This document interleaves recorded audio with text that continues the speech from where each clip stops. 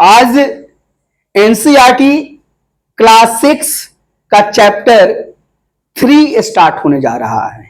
देखिए, ये मेरे हाथ में एनसीईआरटी का ये बुक है, हमारे अतीत पार्ट 1 इंग्लिश में है, आवर पास्ट पार्ट 1। अगर आपके पास बुक नहीं हो तो आप बुक को ले लीजिए और आप जरूर एक पेन और पेपर आप रखिए और कोई भी इंपॉर्टेंट जो पॉइंट है उसे आप जरूर नोट डाउन करते जाइए। अगर ये सॉफ्ट हार्ड कॉपी आपके पास नहीं है तो इसका सॉफ्ट कॉपी यानी कि नेट और गूगल से आप डाउनलोड करके देखिए। अगर वो भी नहीं है तो आप बिल्कुल मेरी बातों को सुनिए और मैं कुछ भी छोड़ूंगा नहीं, एक एक लाइन आपको और एक एक वर्ड का मैं यहाँ पर डिस्कशन करूंगा, जहाँ जरूरत होगी कुछ एक्स्ट्रा भी बताऊंगा। तो देखिए, आज का जो टॉपिक है वह है in the earlier cities. In the earlier cities यानी हिंदी में है आरंभिक नगर, इसी की चर्चा करेंगे। यह एनसीईआरटी का ये चैप्टर 3 है और उसका आज पार्ट 1 बन रहा है। देखिए, एनसीईआरटी हिस्ट्री क्लास 6 तो बिल्कुल है। और ये जो वीडियो बनाई जा रही है ये क्लास 6 के बच्चों के लिए बहुत इंपॉर्टेंट है। साथ ही साथ जो भी बच्चे जो कॉम्पिटिटिव एग्जामिनेशन की तैयारी कर रहे हैं, प्रतियोगी परीक्षाओं की तैयारी कर रहे हैं, चाहे वो बहुत बड़ी एग्जाम हो आईएएस लेवल की यानी यूपीएससी का परीक्षा हो, या कोई क्लर्क या एसएससी जैसा एग्जाम हो, ठीक है, या जो आजकल टीचर्स की जो बहाली आ रही है, बिहार में भी हुआ था, बीपीएससी ने किया था, या उत्तर प्रदेश में जो पुलिस भर्ती है, ये सभी में काम करेगा, इसलिए सभी के लिए जरूरी है। और अभी तो मैं ये टॉपिक को पढ़ा रहा हूं, लेकिन स्टूडेंट्स का डिमांड आ रहा है क्वेश्चन आंसर कराने के लिए, तो मैं वह भी कराऊंगा। लेकिन पहले थोड़ा आप अपने बैकग्राउंड को तो मजबूत कर लीजिए। तो इसको मैं पढ़ाने जा रहा हूं। देखने के लिए क्लास 6 की बुक है, लेकिन इसमें कुछ ऐसी चीजें मिलेंगी जो लगेगा कि वाकई हमसे बहुत भूल हो रही थी, इसे हमको पढ़ना चाहिए। और इससे आप ग्राउंड लेवल से आप अपने को मजबूत करते जा रहे हैं। तो सोशल साइंस आपके लिए कभी समस्या नहीं रहेगा। ये जीके जीएस और ऑप्शनल में भी काम करेगा। इसको क्लास 12 तक हम लेके जाएंगे। अब मैं टॉपिक पर आता हूं। देखिए, आज का जो टॉपिक है आरंभिक नगर। अब जैसा कि जो सबसे पहले इसका जो सब टॉपिक है उसको मैं लिख दिया करूंगा, आप भी लिख लीजिए। पुराने भवन का संरक्षण। देखिए, ये सब टॉपिक है। पुराने भवन का संरक्षण नोट डाउन कर लीजिए। अब इसी पर मैं चर्चा कर रहा हूं। और जैसा कि ये एनसीईआरटी का स्टाइल है कि किसी एक इवेंट या स्टोरी से इसको स्टार्ट करता है। तो देखिए, यहां पर जसपाल और हरप्रीत अपने घर के पास की गली में क्रिकेट खेल रहे थे। बिल्कुल सिंपल सी बात है कि जसपाल, देखिए जसपाल है, ये बच्चा का है, बुक्स में देख सकते हैं, और ये हरप्रीत है। तो ये दोनों अपने घर के पास की गली में क्रिकेट खेल रहे थे। ये तो सामान्य बात होती है कि जो छोटे एज में आप बच्चे रहते हैं तो घर के पास में ही वो क्रिकेट खेलना शुरू कर देते हैं। तो वो लोग खेल रहे थे। उन्होंने देखा कि कुछ लोग उस खंडहर घर की तारीफ कर रहे थे जिसे गली के बच्चे भूतहा घर कहते थे। भूतहा घर, ठीक है। ये उन्होंने देखा कि कुछ लोग एक खंडहर है, ठीक है, उस खंडहर की तारीफ कर रहे थे, ठीक है। कुछ लोग एक खंडहर की तारीफ कर रहे थे। किसकी तारीफ कर रहे थे? खंडहर की। खंडहर, देखिए, खंडहर मतलब कि कोई बिल्डिंग है और काफी दिनों से उसमें कोई रहता नहीं है और कहीं कहीं वो ध्वस्त भी हो रही है, कहीं कहीं वो ढह भी रही है, तो जो उसके रिमेन्स बचे हुए हैं उसी को हम लोग खंडहर करते हैं। तो खंडहर, इस खंडहर की कोई तारीफ कर रहा था, लेकिन उनको आश्चर्य इन बच्चों को, यानी कि जो जसपाल है और हरप्रीत है, उन्हें यह आश्चर्य हुआ कि भाई इस खंडहर को लोग तारीफ क्यों कर रहे हैं। इसे तो यहाँ के लोग या गली के बच्चे इसको तो भूतहा घर कहते हैं, ठीक है। अब देखिए, एक ने कहा, अब जो तारीफ कर रहा था उसमें से एक ने कहा इसकी वास्तुकला को देखो। एक ने कहा अरे भाई इसकी वास्तुकला को जरा देखो, क्या आपने कहीं लकड़ी पर इतनी सुंदर नक्काशी देखी है? दूसरी महिला ने कहा, उसमें एक महिला भी थी। तो एक ने कहा कि इसकी थोड़ा इसकी वास्तुकला को देखो, तो दूसरी ने कहा कि अरे भाई लकड़ी पर इतनी सुंदर नक्काशी जो की गई है, लकड़ी पर जो डिजाइनिंग बनाई गई है इतनी सुंदर नक्काशी कहीं किसी ने देखा है? मतलब ये दिस इज सरप्राइजिंग। इतनी सुंदर जो नक्काशी है या इसका जो वास्तुकला है, ये तो बिल्कुल आश्चर्यजनक है। ठीक है, हमें मंत्री जी को पत्र लिखकर कहना चाहिए कि वह इस खूबसूरत घर को सुरक्षित रखने के लिए इसकी मरम्मत कराने की व्यवस्था करें। और उस महिला ने सलाह दिया, करे भाई ये जो खंडहर है, खंडहर नहीं, ये बहुत सुंदर, यहाँ तो हमें वास्तुकला दिख रहा है और यहाँ के लकड़ियों पर नक्काशी दिख रही है, इसलिए मंत्री जी से यानी मिनिस्टर साहब से हमें दरख्वास्त करना चाहिए, प्रार्थना करना चाहिए, रिक्वेस्ट करना चाहिए कि वह इसकी मरम्मत कराने की व्यवस्था करें और इस खूबसूरत घर को जो अभी खंडहर बनता जा रहा है, इसको सुरक्षित करने की इंतजाम करें, व्यवस्था करें। यह सब सुनकर जसपाल और हरप्रीत सोचने लगे कि इस पुराने खंडहर से लोगों को इतना लगाव क्यों हो सकता है। अब यही बात है, अब ये जो दो बच्चे हैं, इनका बाल मस्तिष्क इस बात पर सोचने के लिए मजबूर हो गया, अरे भाई आखिर इस खंडहर में क्या बचा हुआ है और इस खंडहर से इन लोगों को, जो लोग देखने आए हैं, इनको इतना लगाव क्यों है।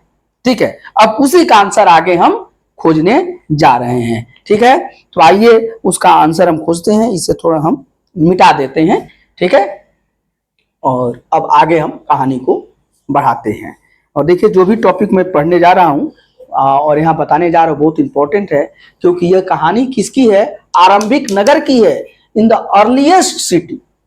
मतलब कि विश्व की या मानव सभ्यता की सबसे पहली नगर की बात हो रही है, मानव सभ्यता की सबसे पहली सिटी की बात हो रही है कि सबसे पहले नगर कब बने और सबसे पहले जो सिटीज या टाउन कब बने, तो उसकी हम चर्चा करने जा रहे हैं। तो ये बहुत इंपॉर्टेंट बात है। अब देखिए, अब यहाँ पर दूसरा जो सब टॉपिक लिखा है वह लिखा है, देख लीजिए, पढ़िए, हड़प्पा की कहानी। हड़प्पा याद कीजिए, अब यहाँ मैं लिख देता हूं, आप ही नोट कर लीजिए, हड़प्पा की कहानी। हड़प्पा की कहानी। अब हड़प्पा की क्या कहानी है हम पढ़ने जा रहे हैं। ये हड़प्पा एक शब्द आ गया, हड़प्पा। अब ये हड़प्पा है क्या भाई? ठीक है ना, अब इसको हम आगे एक्सप्लेन करते हैं, पहले मैं पढ़ रहा हूं। अक्सर पुरानी इमारत अपनी कहानी बताती है। नहीं, जनरली अक्सर जो पुरानी इमारत होती है, जो ओल्ड बिल्डिंग होती है, वो अपनी स्टोरी यानी अपनी कहानी वो बताती है। जनरली आप किसी भी जाकर ओल्ड बिल्डिंग को देखिए, पुरानी इमारत को देखिए, तो आप उसको देखकर ही आपके मन में बहुत चीज स्पष्ट होने लगेगा और उसकी कुछ कहानी आपको नजर आने लगेगी। लगभग 150 साल पहले, ठीक है, जब पंजाब में पहली बार रेलवे लाइन बिछाई जा रही थी, तो इस काम में जुटे इंजीनियरों को अचानक हड़प्पा पूरा स्थल मिला जो आधुनिक पाकिस्तान में है। बात आ गई कि लगभग आज से लगभग 150 वर्ष पहले जब पंजाब प्रांत में, ये जो पंजाब है अनडिवाइडेड इंडिया की हम बात कर रहे हैं, जब भारत अविभाजित भारत था, भारत विभाजित नहीं हुआ था, उस समय का जो पंजाब प्रांत है, देखिए यही उस समय का पंजाब प्रांत है। आप ये देख लीजिए, ये और आज जो पाकिस्तान में है यही बता रहा है, देख लीजिए यही पंजाब प्रांत है। देखिए रावी नदी है और इसी का आसपास देखिए ये पंजाब प्रांत है। तो ये देखिए उस समय का आज के पाकिस्तान में है, क्योंकि आपको पता है ना कि जो पंजाब है, पंजाब का कुछ भाग कट के वो कहाँ चला गया है? पाकिस्तान में चला गया है, और कुछ भाग भारत में भी है। दोनों जगह वो पंजाबी प्रांत कहा जाता है। ठीक है, देखिए ऊपर लाहौर है, तो ये पंजाब है, अभी पाकिस्तान में है। ठीक है, इसीलिए पंजाब को बॉर्डर स्टेट भी कहा जाता है। ठीक है, तो पंजाब पूरा पंजाब हमारे यहाँ नहीं है, जो पहले अविभाजित भारत का पंजाब था, उसका एक बहुत बड़ा भाग वो कट के वो पाकिस्तान में चला गया है। तो यही कह रहा है कि जब पंजाब प्रांत में जब पहली बार रेलवे लाइन बिछाई जा रही थी, पिछले क्लास में मैं चर्चा किया था कि भारत में सबसे पहले रेलवे लाइन जो है वो आपको 1853 में चली थी, और वो भी मुंबई से आपको थाने के बीच में। इसकी चर्चा मैं कर चुका हूं। अब तो ये तो मात्र कम दूरी था, ये 34 किलोमीटर का ही ये दूरी था। लेकिन अब देश के अन्य प्रांतों में भी और अन्य स्थानों पर भी रेलवे लाइन बिछाई जा रही थी ताकि रेल का परिचालन किया जा सके।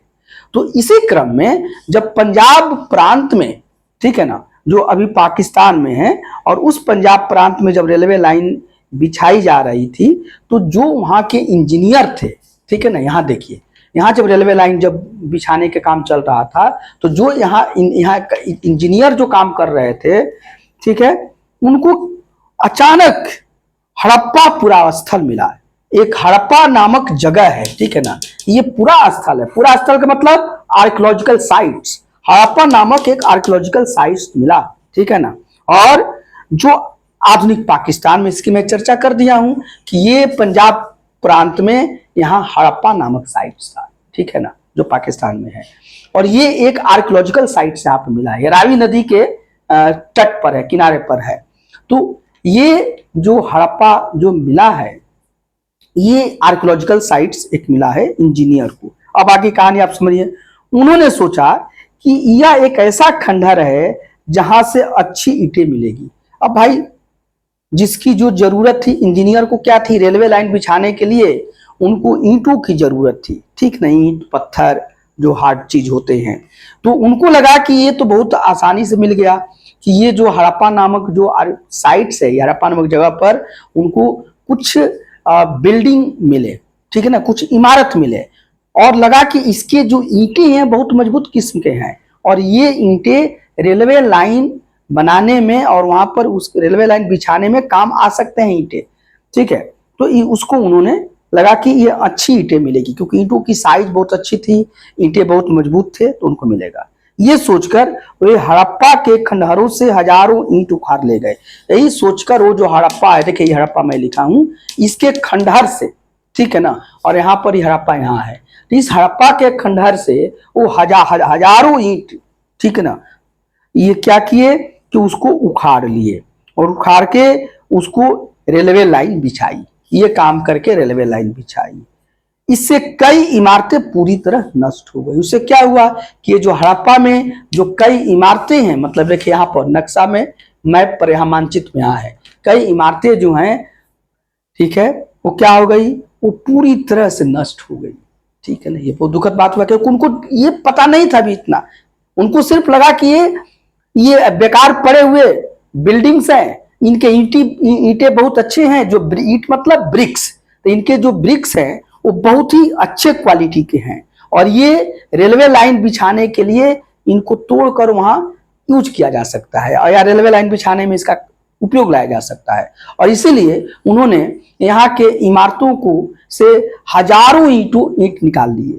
उसका परिणाम क्या निकला कि बहुत सारे जो बिल्डिंग्स है वो पूरी तरह से डिस्ट्रॉय हो गए, नष्ट हो गए, ठीक है। अब आगे बढ़ते हैं। उसके बाद लगभग 80 साल पहले पुरातत्वविदों ने इस स्थल को ढूंढा, और तब पता चला कि यह जो खंडहर उपमहाद्वीप के सबसे पुराने शहरों में से एक है। अब चलिए, वहां इतना काम हो गया। फिर आज से 80 साल पहले, मतलब जब घटना घटी, तो 150 में से आप 80 घटा दीजिए, यानी कि 70 वर्षों बाद, ठीक है ना। अब क्या हुआ, या आज से 80 लगभग 80 साल पहले, ठीक है ना, फिर जब खोज हो रहे हैं, तो जो आर्कियोलॉजिस्ट हैं उनको ये देख कर सरप्राइज, दंग हो गए। अरे भाई, ये जो हड़प्पा जो जगह है, जो ये पंजाब प्रांत में अभी जो पाकिस्तान में है, यहाँ जो मिला है हड़प्पा, और दोनों जगह मैं दिखा रहा हूं, ये कोई साधारण जगह नहीं है। विश्व के जो प्राचीनतम जो नगर हैं उनमें से यह एक हड़प्पा है। ये उनको लगा, तो उनकी आंखें खुली, ठीक है ना। और इसके बाद चूंकि इस नगर की खोज सबसे पहले हुई थी, इसलिए बाद में मिलने वाले इस तरह के सभी पुरा स्थलों में जो इमारतें और चीजें मिली, उन्हें हड़प्पा सभ्यता की इमारतें कहा गया। इन शहरों का निर्माण लगभग 4000 700 साल पहले हुआ था। अब चूंकि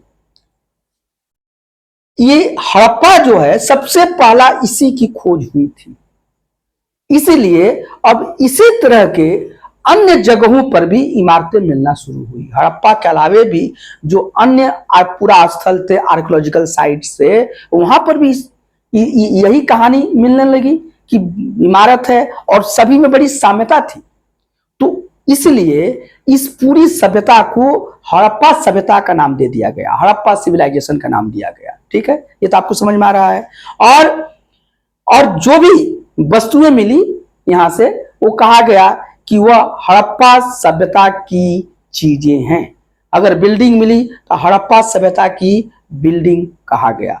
तो ये हुआ, और ये पता चला कि जब कार्बन डेटिफिकेशन किया गया और वैज्ञानिक विधि से जो आर्कियोलॉजिस्ट हैं उन्होंने पता किया कि आखिर ये कितना पुराना हो सकता है ये बात, तो लगा कि ये लगभग इन शहरों का निर्माण लगभग 4700 वर्ष पहले हुआ था। कितना पहले हुआ था?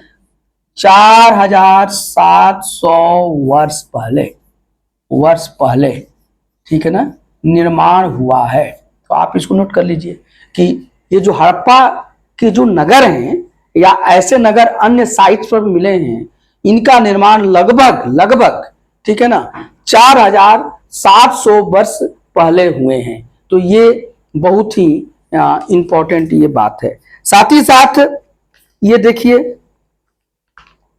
कि प्रायः पुरानी इमारतों को तोड़कर उसकी जगह नए भवन बनाए जाते हैं।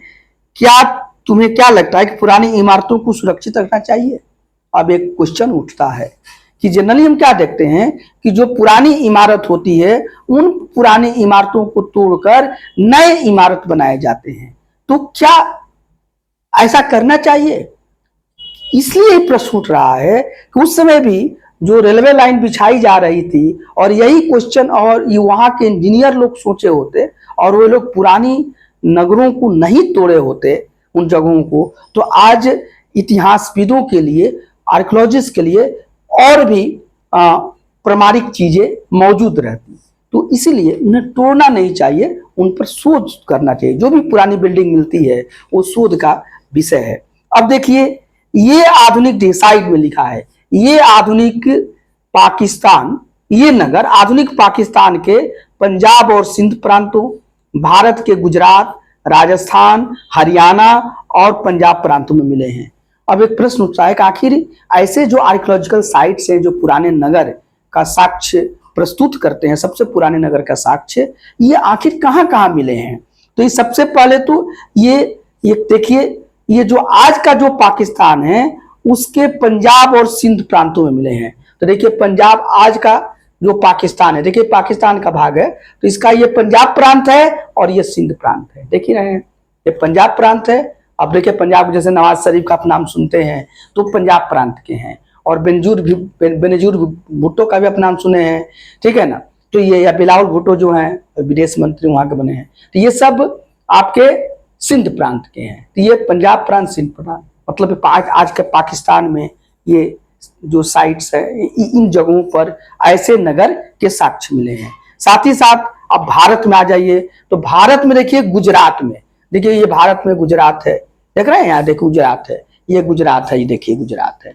तो गुजरात में इस तरह के नगर मिले हैं या इस तरह के नगर के एविडेंस मिले हैं, साक्ष्य मिले हैं। फिर देखिए राजस्थान में मिले हैं, ये देखिए राजस्थान है, देख लीजिए, पकड़िए, ये राजस्थान है भारत का, ये अभी वर्तमान भारत का राजस्थान क्षेत्र है। तो राजस्थान में भी ऐसे मिले हुए हैं, देखिए कालीबंगा वगैरह ये सब राजस्थान में है। आपके मैप में भी ये दिखाया गया है यहाँ पर कहाँ कहाँ मिले हैं। और इसी के साथ देखिए कि हरियाणा और पंजाब प्रांतों में, भारत में भी हरियाणा, भारत में भी पंजाब प्रांत है और हरियाणा भी है। हरियाणा और पंजाब प्रांत मिला है, देखिए ये हरियाणा है, तो ये हरियाणा में भी मिला है, और ये देखिए पंजाब प्रांत है, ये भारत का पंजाब है और ये पाकिस्तान का पंजाब। तो दोनों तरफ पंजाब, भारत के पंजाब प्रांत में मिला है और यानी हरियाणा में मिला है, ठीक है ना। तो फिर इसमें आगे हम पढ़ेंगे तो हम साइट्स का नाम ले लेकर आपको बताएंगे। अब हम लोग आगे पढ़िए, इन नगरों की विशेषता क्या थी। अब जो ये नगर मिले जो कि आपको पाकिस्तान में भी मिले हैं और वर्तमान पाकिस्तान में और वर्तमान भारत में भी, आखिर ये इन नगर की विशेषता क्या थी, तो इस पर हम लोग अभी डिस्कस करेंगे। तो मैं लिख देता हूं, ये सब टॉपिक है, इन नगरों की विशेषता क्या थी। थोड़ा हम लोग डिस्कस कर लें, इन नगरों की विशेषता, इन नगरों की विशेषता क्या थी। आप लोग सब टॉपिक नोट करते जाइए, नगरों की विशेषता क्या थी। जो भी इंपॉर्टेंट इसमें फैक्ट्स आप सुन रहे हैं उसको आप नोट डाउन कीजिए, ठीक है। और अब देखिए, इन नगरों में से कई को 2 या उससे ज्यादा हिस्सों में विभाजित किया गया था। सबसे पहली विभाग क्या हुई कि नगरों में कई को 2 या 2 से ज्यादा भागों में विभाजित किया गया था। तो पहली विशेषता हो गई कि 2 या 2 से, इसको नोट कीजिए, 2 या 2 से ज्यादा भागों में विभाजित, ये पहली विशेषता हो गई कि जो नगर मिले हैं उन नगरों को 2 या 2 से ज्यादा भागों में विभाजित किया गया था। मींस जो भी नगर मिले हैं, जो सिटीज मिले हैं या टाउन्स मिले हैं, towns are divided to more than 2 parts. तो 2 या 2 से ज्यादा भागों में वो विभाजित थे। इसके बाद क्या हुआ, दूसरा है, प्रायः पश्चिमी भाग छोटा था लेकिन ऊंचाई पर बना था। जो पश्चिमी भाग था, देखिए ये नक्शा आप देख रहे हैं ना, देखिए मान लीजिए ये नक्शा है, ये मैप है, तो देखिए मैप का इधर का जो पार्ट है जनरली वो क्या होता है, देखिए ये नॉर्थ है, ये नॉर्थ हो गया, और ये साउथ हो गया, और ये देखिए ईस्ट है, और ये है वेस्ट, समझ लीजिए ये वेस्ट है, पश्चिमी भाग क्या है, वेस्ट। तो जनरली जो ये पश्चिमी भाग होता था ये क्या था, ये छोटा था। तो पहली भाग है कि जनरली सामान्यतया जो पश्चिमी भाग है वो छोटा होता था। ये क्या था, स्मॉल था, छोटा है पश्चिमी भाग, लेकिन ऊंचाई पर बना था। ये जो पश्चिमी भाग था छोटा था और ऊंचाई पर था, ऊंचाई। ऐसे नक्शा बना के, मैप बना के याद कर लीजिए कि ये देखिए ये जो पश्चिमी भाग है वो छोटा होता था, इन नगरों का जो पश्चिमी भाग है, और ऊंचाई पर बना होता था। और दूसरा है, पूर्वी हिस्सा बड़ा था लेकिन निचले इलाके में था। और जो पूर्वी हिस्सा होता था, पूर्वी हिस्सा देखिए, मैं इसको थोड़ा बड़ा बना देता हूं आपको समझने के लिए। पूर्वी हिस्सा जो होता था वो बड़ा था, बड़ा लेकिन निचले इलाके में बना होता था, ठीक है, निचले इलाके में, निचले इलाके में ये बड़ा होता था और निचले इलाके में ये बना होता था, ठीक है। इसके साथ ही साथ आप देख लीजिए यहां पर, और इसकी क्या विशेषता थी, ऊंचाई वाले भाग को पुरातत्वविदों ने नगर दुर्ग कहा है। ये जो ऊंचाई वाला भाग है जो पश्चिम भाग में होता था, इसको जो पुरातत्वविद हैं, जो आर्कियोलॉजिस्ट है, इसको क्या बोले हैं, इसको नगर दुर्ग बोले हैं, इसको बोले हैं नगर दुर्ग, नगर दुर्ग, ठीक है। नगर दुर्ग मतलब सिटी फोर्ट आराम से है, या इसको सीटाडेल, सिटी फोर्ट आप लिख सकते हैं, इसी को सीटाडेल भी कहा जाता था, सीटाडेल। ये सिटी फोर्ट या सीटाडेल जो ऊंचाई वाले भाग है, तो ऊंचाई वाले भाग को गढ़ कहा गया है, दुर्ग कहा गया है, नगर दुर्ग, चूंकि नगर में ये बने हैं दुर्ग तो नगर दुर्ग कहे गए हैं, या सिटी फोर्ट है, ठीक है, या इसी को सीटाडेल बोला जाता था। और दूसरी बात है कि ये देखिए कि जो निचले हिस्से को निचला नगर कहा गया है, और जो निचले नगर इलाके में बने हैं ये क्या कहलाते हैं, लोअर टाउन। क्या कहलाते हैं बेटा, लोअर टाउन, इसको, ठीक है। तो इसको निचला नगर या लोअर टाउन कहा गया है। तो बिल्कुल है कि पश्चिम भाग जनरली छोटा होता था, ऊंचाई पर बना होता था, इसी को नगर दुर्ग कहा गया है, या इंग्लिश में इसको हम सिटी फोर्ट कहते हैं, ठीक है, या सीटाडेल कहते हैं। जो पूर्वी भाग प्राय होता था वह तो बड़ा होता था और निचले इलाके में बना होता था, इसको लोअर टाउन कहा गया है। यहाँ कोई आपको कंफ्यूजन नहीं है। इसके साथ देखिए कि दोनों हिस्सों की चार दीवारियां पक्की ईंटों की बनाई जाती थी। ये जो दोनों जो हिस्से थे इसको क्या होता था, बाउंड्रिफिकेशन किया जाता था, चार दीवारी किया जाता था। और जो चार दीवारी होती थी, ठीक है, इसको पक्की ईंटों से बनाया जाता था। इसका जो फेंसिंग किया जाता था, तो वो जो फेंसिंग होता था चार दीवारी से इसको घेरा जाता था। और वहां पर कैसे ईंट यूज होते थे, तो पकाई हुई ईंटों का वहां पर प्रयोग होता था, जिसको कि हम बेक्ड ब्रिक कहते हैं। इसकी ईंटें इतनी अच्छी पकी थी कि हजारों सालों बाद आज तक उनकी दीवारें खड़ी रही। ये जो ईंटें थी इतनी सुंदर तरीके से उसको पकाया गया है, ठीक है, उसको बेकिंग किया गया है कि इतने हजारों वर्ष बाद, क्योंकि ये जो घटना है वो 4700 वर्ष पहले की बात हम कह रहे हैं, तो लगभग ये 4700 वर्ष ये बहुत पहले है। अब आज से जोड़िए तो लगभग ये 5000 वर्ष पहले की बात हो रही है। लेकिन उसके बाद भी ये जो बिल्डिंग है ये बिल्कुल खड़ी है। ये अच्छी ईंटों का ही इसमें कमाल है, ठीक है। साथ ही साथ देखिए कि दीवार बनाने के लिए ईंटों की चिनाई इस तरह करते थे जिससे दीवारें खूब मजबूत रहे। दीवार बनाने के लिए ईंटों की जो चिनाई होती थी, ईंटों की जो जुड़ाई होती थी, उसको इस तरीके से किया जाता था कि दीवार काफी मजबूत रहे, स्ट्रॉन्ग रहे। कुछ नगरों के नगर दुर्ग में कुछ खास इमारतें बनाई गई थी। अब कुछ नगर जो हैं उसके जो नगर दुर्ग हैं, जो सिटाडेल हैं, सिटी फोर्ट हैं, ठीक है ना, ये जो प्राय पश्चिमी भाग में होते थे, उसमें कुछ खास इमारतें, कुछ खास बिल्डिंग्स बनाई होती थी। जैसे उदाहरण के तौर पर, मिसाल के तौर पर, मोहनजोदड़ो में खास तालाब बनाया गया था जिसे पुरातत्वविदों ने महान स्नानागार कहा है। इस तालाब को बनाने में ईंट और प्लास्टर का इस्तेमाल किया गया था। इसमें पानी का रिसाव रोकने के लिए प्लास्टर के ऊपर चारकोल की परत चढ़ाई गई थी। इस सरोवर में दो तरफ से उतरने के लिए सीढ़ियां बनाई गई थी और चारों ओर कमरे बनाए गए थे। इसमें भरने के लिए पानी कुएं से निकाला जाता था, उपयोग के बाद इसे खाली कर दिया जाता था। शायद यहाँ विशिष्ट नागरिक विशेष अवसरों पर स्नान किया करते थे। तो देखिए यहाँ पर एक ऐसा हमें स्पेशल इमारत मिली है या स्ट्रक्चर मिला है जिसे कि ग्रेट बाथ कहा गया है। ये जनरली नगर दुर्ग में मिला है। कहाँ मिला है, देखिए मैं यहाँ ले रहा हूँ, ये नगर दुर्ग में क्या मिला है, ग्रेट बाथ। देखिए ग्रेट बाथ, इस पर बहुत क्वेश्चन पूछा जाता है। ये है ग्रेट बाथ, इसी को बोलते हैं विशाल स्नानागार। विशाल स्नानागार, विशाल स्नानागार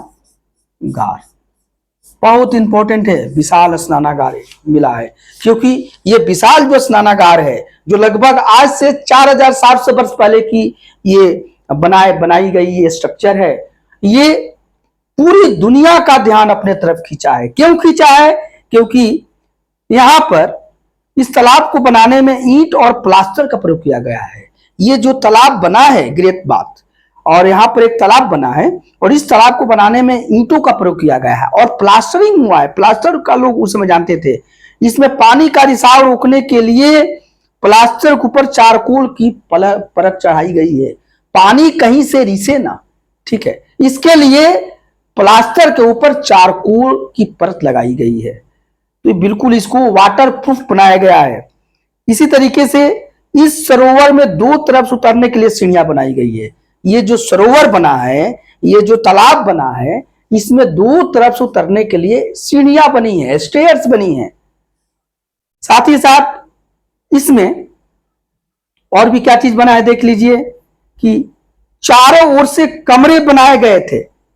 ये जो तालाब है इसमें चारों तरफ से कमरे बनाए गए हैं, रूम्स बनाए गए थे। शायद ये रूम्स लोगों के कपड़े बदलने के लिए या इस तरह के लिए बनाए गए होंगे। इसमें भरने के लिए पानी कुएं से निकाला जाता था और उपयोग के बाद इसे खाली कर दिया जाता था। बिल्कुल इस तालाब में पानी कहां से आता था, तो इसके लिए कुएं थे और कुएं से पानी इसमें भरा जाता था और साथ ही साथ पानी को निकलने का रास्ता भी था और जब उपयोग हो जाता था तो पानी को निकाल दिया जाता था। इसका मतलब कि इसमें फ्रेश पानी रखना लोगों का मकसद था और वो पानी कहां से आता था, किसी नदी तालाब से नहीं आता था, वो कुएं से आता था, जो कुएं बने हुए थे। इसके बाद देख लीजिए, शायद यहाँ विशिष्ट नागरिक विशेष अवसरों पर स्नान किया करते थे। जो पुरातत्वविद हैं, आर्कोलॉजिस्ट हैं, उनका मानना है कि यहाँ पर लगता है कि जो विशिष्ट नागरिक हैं, जो वीआईपी लोग हैं, वह किसी विशेष अवसर पर, किसी विशेष ओकेजन पर, स्पेशल ओकेजन पर यहाँ पर स्नान करते थे। तो यहाँ पर था। आज भी भारत में हम लोग विशेष अवसर पर स्नान की परंपरा है। लगता है कि यह यहीं से आया है। कालीबंगा और लोथल जैसे अन्य नगरों में अग्नि कुंड मिले हैं जहां संभवतः यज्ञ किए जाते थे। यहाँ पर कालीबंगा एक साइट मिला है। कालीबंगा राजस्थान में है।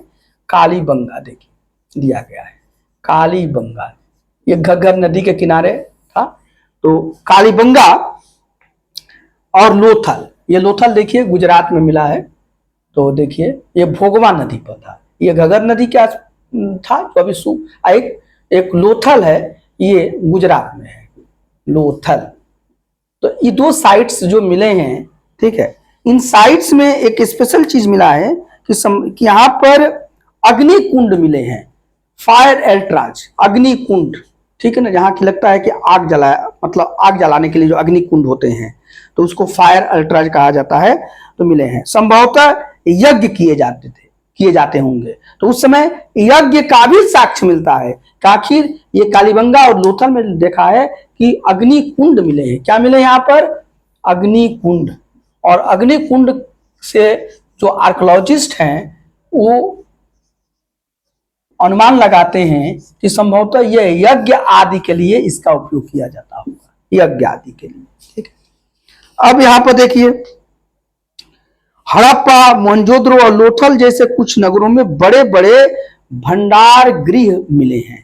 अब और है कि कुछ और साइट्स हैं, देख लीजिए, जहां की मोहनजोदड़ो है। यहां पर मैं इसको थोड़ा मिटा देता हूं ताकि आपको क्लियर, ये तो आप इसको नोट कर लिए होंगे, नोट कर लीजिएगा। और फिर देखिए इसके बाद देखिए और क्या क्या चीज मिला है। ये सब चीज जो फाइंडिंग्स हैं इसे याद करना है क्योंकि ये पूछा जाता है बार बार। और जो भी स्पेशल चीजें मैं यहाँ पर डिस्कस कर रहा हूँ, जो नगर की जो विशेषता है उसको याद करना जरूरी है। तो ये देख लीजिए कि हड़प्पा है, हड़प्पा पंजाब प्रांत में है। सबसे पहले इसी का खोज हुआ था ना, तो हड़प्पा हो गया, यही है हड़प्पा का साइड से देख लीजिए, ये हड़प्पा है, ये रावी नदी के तट पर है। ठीक है, और इसी तरह से देखिए मोहनजोदाड़ो है, एक हड़प्पा हो गया, एक मोहनजोदाड़ो है। ये सिंध प्रांत में है और सिंधु नदी के किनारे है। मोहनजोदड़ो या मोहनजोदाड़ो भी लिखा रहता है, मोहनजोदड़ो, इस पर तो एक मूवी भी आई है। और इसी तरह से लोथल है, और लोथल जो है वो गुजरात में है। लोथल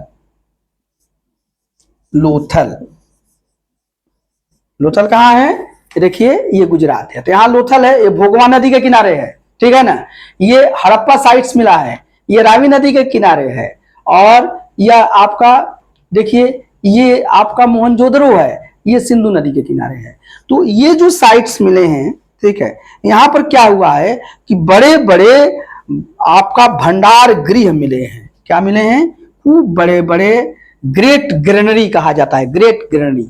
उसमें लगता है कि अनाज रखा जाता था, भंडारण किया जाता था, भंडार गृह मिले हैं। तो वहां पर या इन जगहों पर बड़े बड़े भंडार गृह मिले हैं, बड़े बड़े भंडार गृह। इसी को भंडार गृह को ग्रेन से ग्रेनरी शब्द बना है, तो ये मिले हुए हैं। तो इतना आपको समझ में आ गया होगा, इसे जरूर आप नोट कर लीजिए, बहुत ही इंटरेस्टिंग चीजें हैं।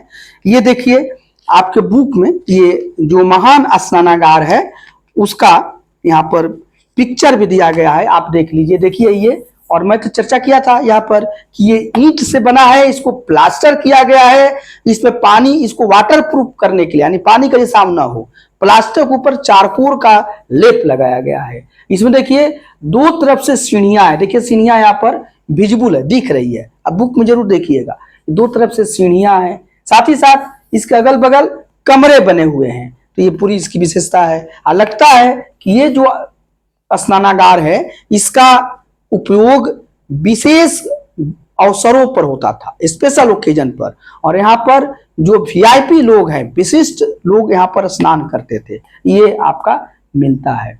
तो इतना हमने आज चर्चा किया। फिर भवन, नाले, सड़कें, ये नेक्स्ट पार्ट में हम चर्चा करेंगे और बहुत ही ये सुंदर है, इसको आप जरूर पढ़िएगा। या आइए भवन, नाले और सड़कें की मैं चर्चा कर देता हूँ, फिर आपका नगरीय जीवन में नेक्स्ट पार्ट में करूंगा। ये थोड़ा और आप पढ़ लीजिए, अपने बनाए रखिए उत्सुकता को, बस इसको खत्म कर रहा हूं। ये देख लीजिए इन भवन, नाले और सड़कें, फिर मैं इसको मिटा देता हूं। हमको लग रहा है कि आपको समझ में आ रहा होगा, और अगर कहीं भी कोई प्रॉब्लम आ रही हो तो जरूर आप कमेंट सेक्शन में इसको लिखिए और वो समस्या दूर हो जाएगी। लेकिन मैं कोशिश करता हूं कि आसान से आसान भाषा में आपको बताऊं। अब थोड़ा भवन, नाले और सड़कें, क्योंकि जो नगर होगा तो वहां पर भवन तो बिल्डिंग तो रहेंगे ही, वो साथ ही साथ नाले रहेंगे। नाले मतलब जो ड्रेनेज सिस्टम है, नालियां हैं, नाले और सड़कें और रोड्स हैं, सड़कें एवं सड़कें लिखिए, एवं सड़कें, रोड्स। तो अब इस पर चर्चा है, बस छोटी सी चर्चा है। भवन, नाले और सड़कें, भवन मतलब बिल्डिंग्स, नाले जो हो गए जो ड्रेनेज हो गए, और साथ ही साथ जो सड़क हो गए, रोड्स हो गए। अब वो कैसे थे थोड़ा हम चर्चा कर लेते हैं। देखिए यहाँ पर इन नगरों के घर आमतौर पर 1 या 2 मंजिले होते थे। घर के आंगन के चारों ओर कमरे बनाए जाते थे। अधिकांश घरों में एक अलग स्नानागार होता था और कुछ घरों में कुएं होते थे। तो सबसे पहला क्या चीज है? भवन। भवन मतलब घर, घर मतलब हाउस, होम। तो हाउस की चर्चा पहले हो रही है। क्या किसकी चर्चा हो रही है? हाउस की। तो कैसी हाउस होती थी? जनरली जो आम तौर पर जो हाउस होती थी 1 या 2 मंजिलें होती थी। मतलब कि एक, पहली देखिए यहां हो गया हाउस, 1 या 2 मंजिले, दो मंजिले मतलब सिंगल या डबल स्टोरी, नहीं, सिंगल या डबल स्टोरी ये मकान होते थे। एक पहली बात हो गई, ठीक है, कि सिंगल होगा या डबल स्टोरी, 1 या 2 मंजिलें होती थी। ये बिल्कुल आपको पहला मकान के बारे में, भवन के बारे में आपको स्पष्ट हो गया। दूसरा हो गया कि घर के आंगन के चारों ओर कमरे बनाए जाते थे। ये जो घर में एक आंगन होता था, देखिए इस तरह का स्ट्रक्चर होता था। घर के, लिख लीजिए, घर के आंगन के चारों तरफ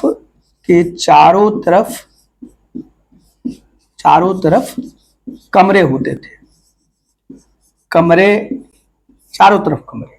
ये सबसे बड़ी बात है कि घर में आंगन होता था और आंगन के चारों तरफ कमरे होते थे। आज का जो आर्किटेक्ट है वो बिल्कुल घरों का नक्शा ही बदल दिया उस समय का, लेकिन उस समय का जो घर थे वो जनरली उपयोगिता प्रधान होते थे। तो देखिए जैसे जैसे घर बन गए, देखिए ये घर बन गया, ये घर बन गया, ठीक है, ये घर बना, ये देखिए घर बन गया। अब घर में क्या हुआ? ये कमरा हो गया, देखिए ये कमरा हो गया, एक ये कमरा हो गया, मान लिया निकास हो गया। इसके बाद देखिए एक ये कमरा यहाँ हो गया और इसका निकास यहाँ हो गया, ठीक है। और इसके बाद देखिए फिर हो गया, यहाँ कमरा हो गया, यहाँ कमरा हो गया, ठीक है, इसका इधर निकास हो गया। फिर देखिए यहाँ कमरा हो गया और इसका निकास आपको यहाँ हो गया, ठीक है। फिर ये हो गया, यहाँ पर देख लीजिए, या इधर निकास इसको कर दीजिए। ये देखिए, फिर कोशिश कर रहा हूँ कि आपको थोड़ा ये समझ में आ जाए। फिर देखिए ये घर हो गया और ये घर हो गया, इधर निकास इसका हो गया, इधर निकास इसका हो गया। फिर देखिए यहाँ घर हो गया और यहाँ घर हो गया, ठीक है। और यहाँ इसका निकास हो गया, इसका यहाँ निकास हो गया। तो एक तरह से ये चारों तरफ घर हो गए, अब बीच में क्या हो गया, आंगन हो गया। आंगन मतलब कोर्टयार्ड, क्या बोलेंगे इसको, कोर्टयार्ड। देखिए ये रूम हो गया, ये रूम हो गया, ये रूम हो गया, ये रूम हो गया, ये रूम हो गया, चाहे जितना आप रूम बनाइए, हो सकता है कि ज्यादा हो तो कम कर लीजिए। देखिए तो रूम हो गया, ये आंगन हो गया, मैंने कोर्टयार्ड हो गया। तो घर का ऐसा नक्शा होता था कि घर में। एक और है कि अधिकांश घरों में एक अलग स्नानागार होता था। अब यही जो घर बना तो इसमें एक बाथरूम बन गया। मान लीजिए किसी घर में, मान लीजिए इसको बाथ बना दीजिए, तो लोग पूरी व्यवस्था करते थे। ये बाथरूम हो गया, स्नानागार होता था घरों में प्राय। साथ ही साथ कुछ घरों में कुएं भी होते थे। कुछ घरों में क्या होता था, कुएं खुदे होते थे, मतलब वेल होते थे। तो घरों में कुएं भी थे, कुएं भी थे। तो ये सब घरों की आपके बताया गया है।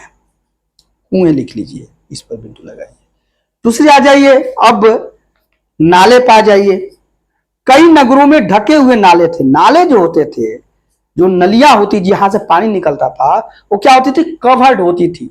मतलब जो उनका जो ड्रेनेज सिस्टम होता था, जल निकास प्रणाली थी, तो उसमें अधिकांश जो नालियां होती थी जहां से पानी निकलता है, वो क्या होती थी, कवर्ड होती थी, ढके हुए नाले होते थे। तो ये बहुत इंपॉर्टेंट बात है कि नाले जो है, इसको मैं मिटा देता हूं और उसे भी लिख देता हूं। आइए, भवन तो आप देख ही लिए कि भवन जो होते हैं वो मकान, बीच में आंगन होता है, चारों तरफ कमरे होते हैं, उसमें एक बाथरूम भी होता है, उसमें कुएं भी होते हैं, और ये आपने देख लिया। अब आ जाइए नाले के बारे में। नाले जो ड्रेनेज सिस्टम इनका है, नाले पहला क्या था कि नाले जो है, यहां पर आ जाइए, नाले पहला क्या है, ये ढके हुए थे, ढके हुए, ढके हुए, कवर्ड, इसको लिख लीजिए कवर्ड। नाले जो थे वो कवर्ड होते थे, ढके हुए थे। इन्हें सावधानी से सीधी लाइन में बनाया जाता था। नाला को दूसरा क्या होता था कि बिल्कुल सीधी लाइन में, सावधानी से, टेढ़ा नहीं होता था, पानी आराम से निकल जाए, सीधी लाइन में बनते थे, स्ट्रेट लाइन में नाले बनाए जाते थे। देखिए ये सीधी लाइन हो गया। तो बड़ी सावधानी से नालों को सीधी लाइन, स्ट्रेट लाइन में बनाया जाता था। हर नाली में हल्की ढलान होती थी ताकि पानी आसानी से बह जाए। नाली में क्या होती थी कि ढलान होती थी, हल्की ढलान, हल्की ढलान, ये सब नोट करते जाइए। हल्की ढलान होती थी, ढलान मतलब स्लोप, ढलान मतलब क्या होता है, स्लोप, हल्की स्लोप रहेगा। जब स्लोप रहेगा तो पानी आराम से निकल जाएगा। साथ ही साथ देख लीजिए, अक्सर घरों की नालियों को सड़कों की नालियों से जोड़ दिया जाता था। सबसे बड़ी बात है कि जो सड़क की, घर की जो नाली होती थी, घर की नाली सड़क की नाली से जुड़ जाती थी। तो ये एक काम होता था, घर की नाली, देखिए मैं इसे लिखता हूं, घर की नाली सड़क की नाली से जुड़ी हुई, सड़क की नाली से जुड़ी हुई, सड़क की नाली से जुड़ी हुई। आप लोग बेटा नोट करते जाइए। तो जुड़ी हुई, तो जो घर की नाली होती थी उसको सड़क की नाली से जोड़ दिया जाता था अक्सर। हाँ ठीक है। और इसके बाद क्या है, जो बाद में बड़े नालों से मिल जाती थी। तो जनरली घर की नाली को सड़क की नाली से जोड़ी जाती थी, और बाद में यही जाकर बड़े नालों से मिल जाती थी, बड़े नालों से मिल जाती थी, बड़े नालों से मिल जाती थी, मिलना। इस तरह से इनका जो ड्रेनेज सिस्टम है वो अद्भुत है, यूनिक है, और सभी लोग इस पर सरप्राइज करते हैं। और वो लोग स्वच्छता का कितना निशान, ये लोग कितना ख्याल रखते थे स्वच्छता का, इनका जो ये सैनिटेशन का बहुत ख्याल रखते थे। आज भी देखिए बरसात हो जाती है, अभी सूचना मिली है कि दिल्ली में बहुत मूसलाधार बारिश हो रही है। अब उसका नतीजा क्या है, या किसी भी शहर में होती है तो जल जमाव लग जाता है और लगता है कि फ्लड आ गया, बाढ़ आ गया। लेकिन उस समय लोग ऐसी व्यवस्था बनाए थे कि इस तरह की समस्या न के बराबर आती होगी। और देख लीजिए क्या है कि साथ ही साथ नालों के ढके होने के कारण इनमें जगह जगह पर मेन होल बनाए गए थे जिसके जरिए इनकी देखभाल और सफाई की जा सके। ठीक है, एक और बात है कि मेन होल था, नाले चूंकि कवर होते थे तो नालों की सफाई करने के लिए क्या होता था, मेन होल। और मेन होल में ही उसको खोलकर और आपको नालों की सफाई कर सकते थे। तो मेन होल होता था किस लिए, सफाई के लिए। तो नाले चूंकि कवर्ड होते थे, ढके होते थे, इसलिए जगह जगह पर मेन होल बनाया गया था। ठीक है, अभी भी देखिए कहीं नाला बनाया जाता है शहरों में तो मेन होल बना दिया जाता है, या देहातों में भी, गाँव जो रूरल एरिया या अर्बन एरिया हो, तो मेन होल से क्या होता है कि हमें पूरी नाली को छेड़ न करके उस मेन होल के माध्यम से नालों की सफाई हो जाती थी या नालियों की सफाई हो जाती थी। इसके बाद देखिए, घर, नाले और सड़कों का निर्माण योजनाबद्ध तरीके से एक साथ ही किया जाता था। ये घर मतलब भवन, नाले और सड़क, इसका जो निर्माण होता था क्या होता था, योजनाबद्ध तरीके से, प्लानिंग करके, योजनाबद्ध तरीके से एक साथ। बहुत इंपॉर्टेंट बात है कि जब उस समय के जो भवन यानी घर बनते थे, नाले बनते थे, सड़क बनते थे, ये सब योजनाबद्ध तरीके से एक साथ बनाया जाता था। जनरली हम लोग क्या देखते हैं आजकल, ये प्राय देखा जाता है शहरों में कि जब घर बनने लगा, ठीक है, तो अब नालों को तोड़ दिया गया या बार बार नाले तोड़े जाते हैं, सड़क बनने में बार बार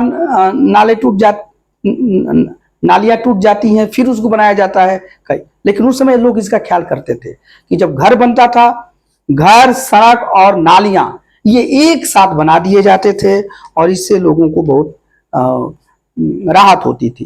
तो यहाँ पर वर्णित घरों और पिछले अध्याय में वर्णित घरों में तुम्हें क्या अंतर दिखाई देता है, कोई दो अंतर बताओ। तो कमेंट सेक्शन में डालिए कि यहाँ पर जो घर बनाए जा रहे हैं और पिछले चैप्टर में जो आप घरों की चर्चा सुने हैं, दोनों में क्या अंतर है, कोई दो अंतर यहाँ पर लिख के दिखाइए। और देखिए हड़प्पा नगरों में ईंटों की चिनाई दिखाया गया है, ईंटों को कैसे वहाँ के जो राजमिस्त्री थे कैसे चिनाई करते थे और किस तरीके से करते थे, ये दिखाया गया है इस बुक में, इस चैप्टर में। तो आज इतना ही रहेगा। फिर एक नगरीय जीवन है, जो टाउन की जो लोगों की सिटी लाइफ थी उसके बारे में अब पार्ट 2 में हम चर्चा करेंगे।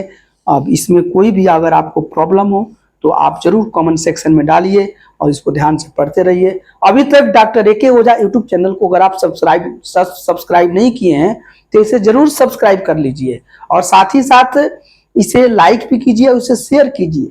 और इसमें जो भी हम पढ़ा रहे हैं वो बिल्कुल ऑथेंटिक पढ़ा रहे हैं और बुक तो आपके साथ है, एक भी सेंटेंस को छोड़ा नहीं जा रहा है और कुछ एक्स्ट्रा बताने की भी हम कोशिश कर रहे हैं।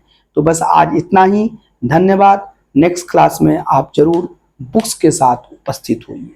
Thank you.